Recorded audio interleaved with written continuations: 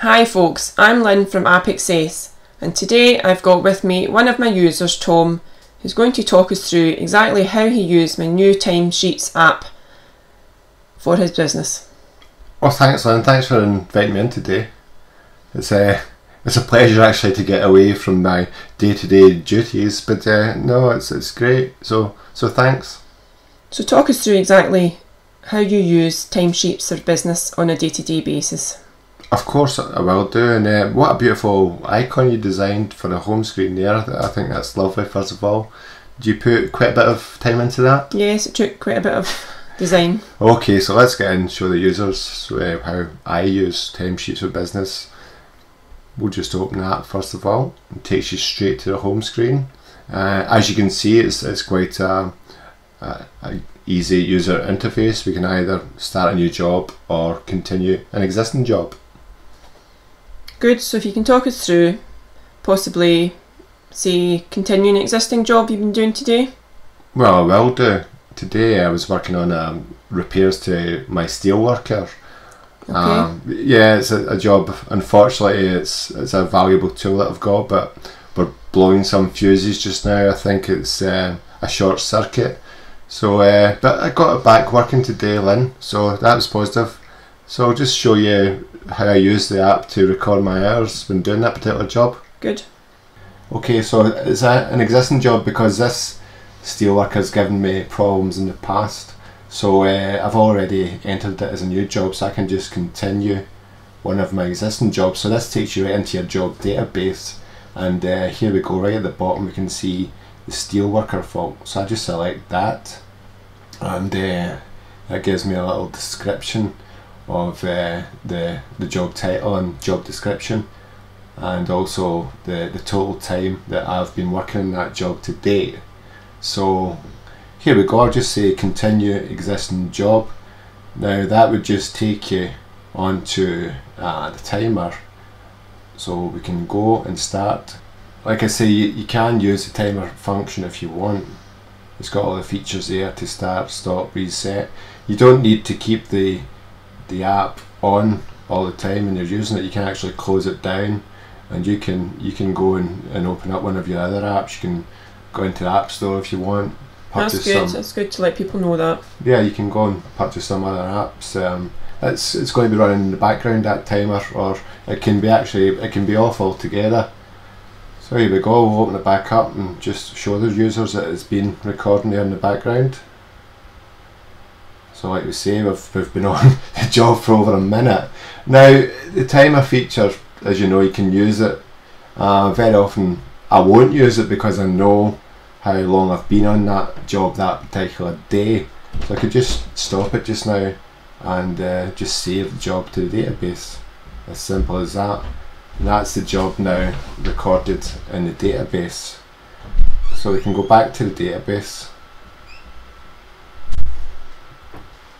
So we're back in the database now, the steelworker fault. Like I say, we only recorded it for a minute and 16 seconds there, but I know that was actually on that job for 1 hour today. So I can simply go in and change the times to reflect the actual time I spent in the job. Because very often I'll find myself, I've been working on a job, working different jobs throughout the day, and I'm not actually using the timesheets for business until the end of the day when I decide to go in and record how I spent my time in each of those jobs. So here we go. You can just simply go in. I was working a job just after lunch, so it was between 1 o'clock and 2 o'clock. This is how easy it is to update your database with the time that you actually spent on the job.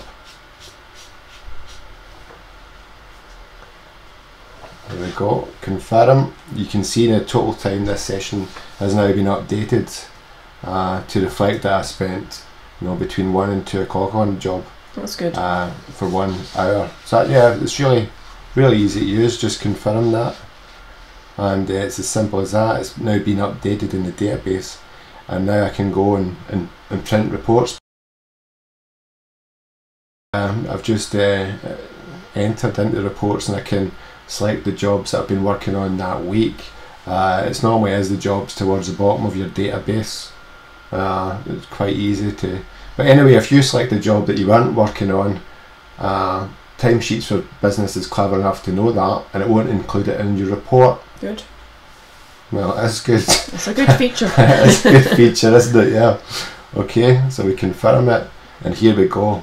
You can have a look at the total time to date that you've spent in each of those jobs, and an A4 PDF which you can email to anyone that you require, or you can simply look at the weekly report for that particular week, what jobs you've been on, and you can email your timesheet as a weekly report.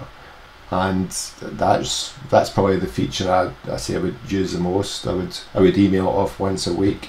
But if you've forgotten to do it a particular week, we can go and change the week dates and select any week date we want, and then select the reports for that particular week date to see what we're working on.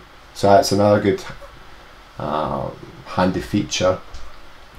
But a new feature I like that you've added for iOS 9 is the fact that I can now update my calendar, my iOS calendar. That's wonderful. That was a brainwave by you. Yeah, that's a good feature for everyone. It is, because it means I can basically use it now as a works diary. So I can go back 3, 4, 5 weeks, and eventually I'll be able to go back years and see what I was doing each week. So it's a good record. So you like that feature? Oh, I love that feature. Yeah. Good.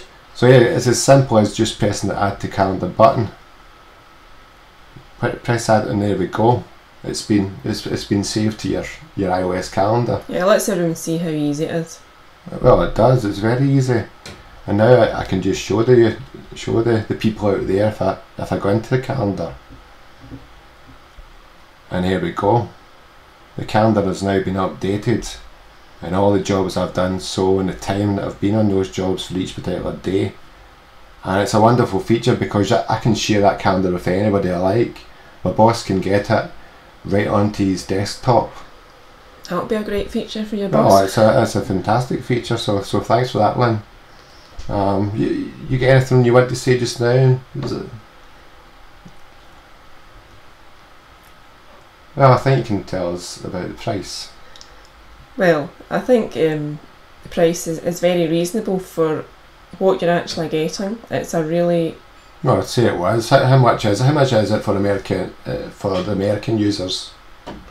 It's about $3. About $3. So it's very reasonable. Oh well, and it's a very useful tool. It costs less. It costs less than a decent cup of coffee. That's the way I look at it. Yeah, that's right. And it's a time saver for me. I quickly make up that money, and the fact that it saves me all the time, keeps me organised.